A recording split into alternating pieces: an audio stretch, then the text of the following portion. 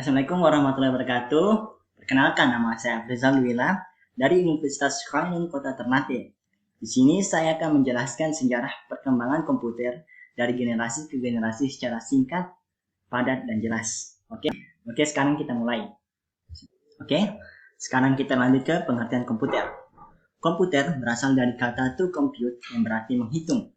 Tetapi pengertian komputer saat ini bukanlah semata-mata sebagai alat hitung saja, tetapi adalah suatu alat hitung dengan konstruksi elektronika yang punya storage internal atau tempat penyimpanan dan bekerja dengan bantuan sistem operasi atau operasi sistem menurut program komputer yang diberikan kepadanya.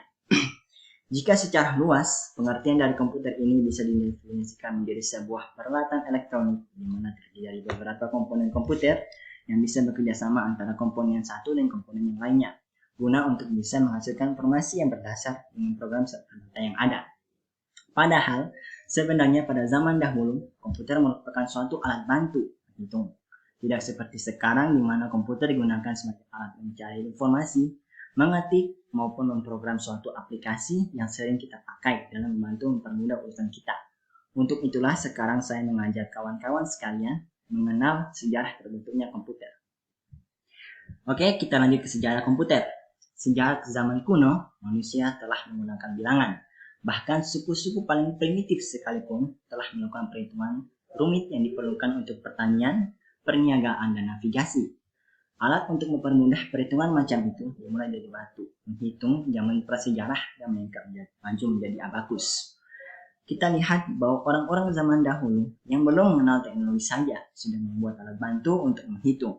Ya, walaupun hanya dari batu yang sederhana, sampai terciptanya abakus, alat menghitung pertama yang dibuat oleh manusia setelah zaman batu berakhir. Oke, kita lanjut. Sejarah komputer. Sebelum penciptaan komputer sendiri, ternyata terdapat dua alat sebelum penciptaannya, yaitu abakus dan paskalin. Mari kita bahas abakus terlebih dahulu.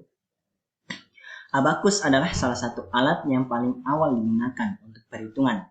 Asal abakus tidak dapat ditunjuk dengan tepat, karena dalam budaya dunia, abakus dikenal dengan berbagai nama, contohnya seperti Suipoa, yang sudah ada pada tahun 2400 sebelum Masehi dan 300 sebelum Masehi di Babilonia dan Tiongkok sendiri.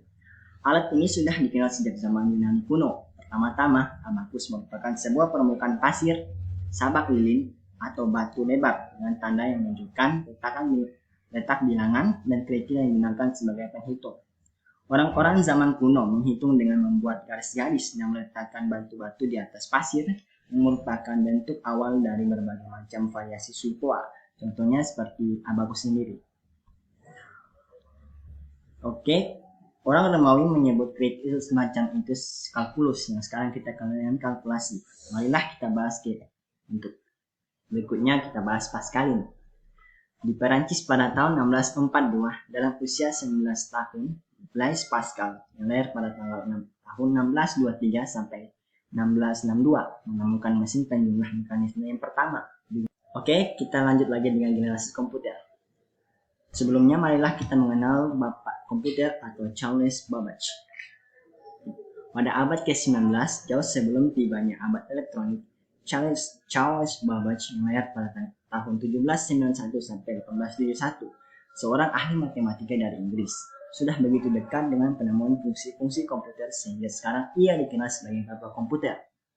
Charles sendiri terinspirasi membuat komputer karena pada masanya dulu orang-orang sering kali melakukan salah kalkulasi dalam tabel matematika, sehingga ia berkeinginan untuk membuat suatu mesin hitung mekanik.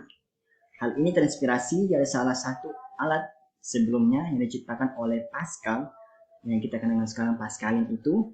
Dia terinspirasi dari benda tersebut sehingga membuat komputer yang kita gunakan saat ini.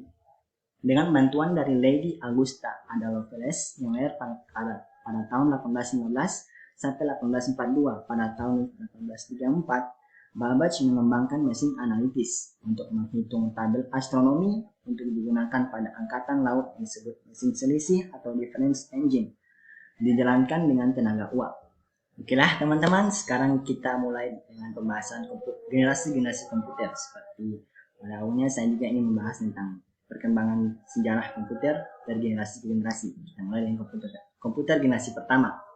dikarakteristik dengan fakta bahwa instruksi operasi dibuat secara spesifik untuk suatu tugas tertentu. Setiap komputer memiliki program kode biner yang berbeda yang disebut bahasa mesin atau machine language. Hal ini menyebabkan komputer sulit untuk diprogram dan membatasi kecepatannya. Adapun ciri-ciri komputer generasi pertama yaitu sirkuitnya menggunakan vacuum tube.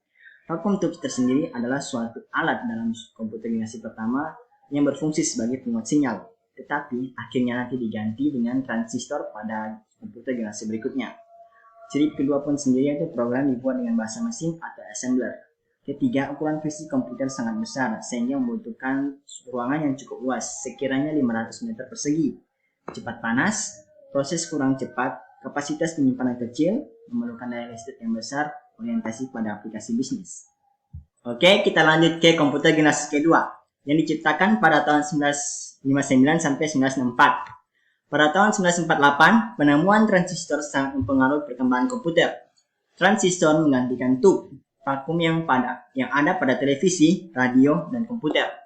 Akibatnya, ukuran mesin-mesin elektrik berkurang drastis. Transistor mulai digunakan dalam komputer mulai sejak tahun 1956.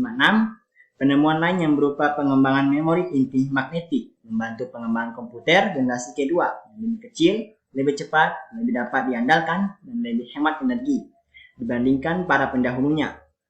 Komputer yang paling banyak digunakan pada generasi kedua ini adalah IBM 401 untuk aplikasi bisnis, IBM 1602 dan IBM 7094 untuk aplikasi teknik. Adapun ciri komputer generasi kedua yaitu sirkuitnya berupa transistor.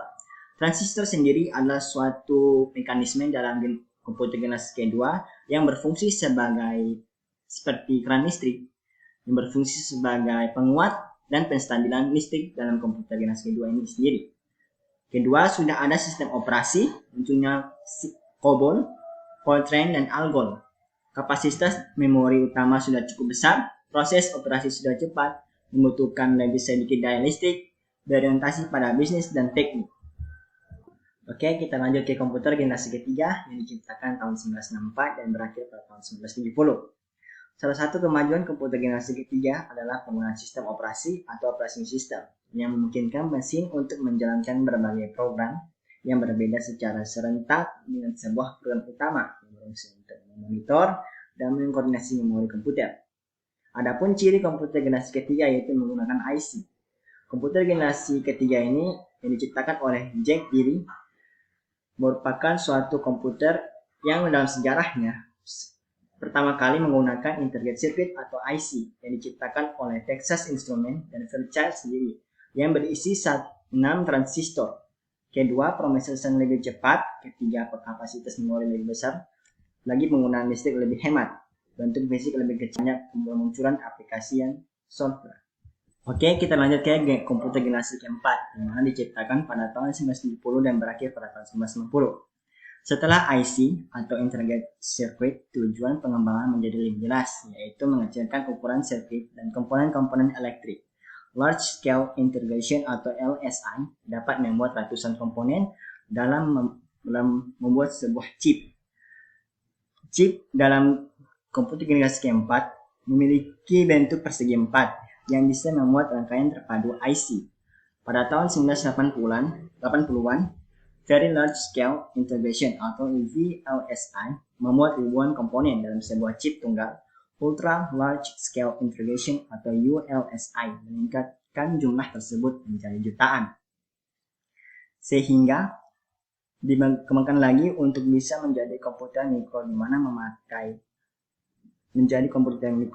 mana memakai semikonduktor serta mikroprosesor yang memiliki bentuk seperti chip untuk digunakan menjadi memori komputer internal untuk sementara.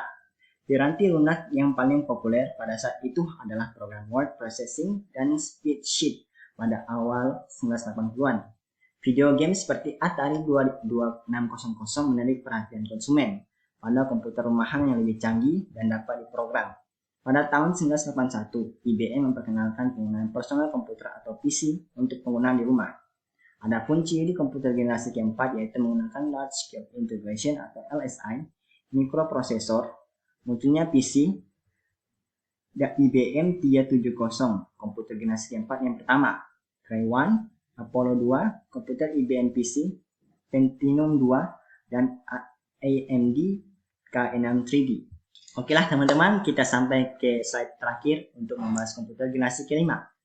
Contoh imajinatif komputer generasi kelima adalah komputer fiksi HAL 9000 dari novel karya Arthur C. Clarke berjudul 2001 Space Odyssey. HAL menampilkan seluruh fungsi yang diinginkan dari sebuah komputer generasi kelima dengan kecerdasan buatan atau Artificial Intelligence. HAL dapat cukup dimiliki nalar untuk melakukan percakapan dengan manusia menggunakan masukan visual dan belajar dari pengalamannya sendiri. Hal ini menandakan jika komputer pada generasi kelima mempunyai kecerdasan buatan, di mana mendekati kemampuan serta perilaku mirip manusia. Kelebihan yang lainnya, kecerdasan ini mampu untuk memprediksi sebuah kejadian yang mungkin akan terjadi, atau kita sebut dengan masa depan. Dapat melakukan komunikasi dengan manusia secara langsung, bentuknya juga kian mengecil. Baiklah teman-teman, seperti itulah penjelasan saya mengenai sejarah perkembangan komputer dari generasi pertama ke generasi berikutnya, yaitu superkomputer. Mohon maaf apabila ada salah kata, salah pengucapan maupun kata-kata yang mungkin bisa menyinggung Anda.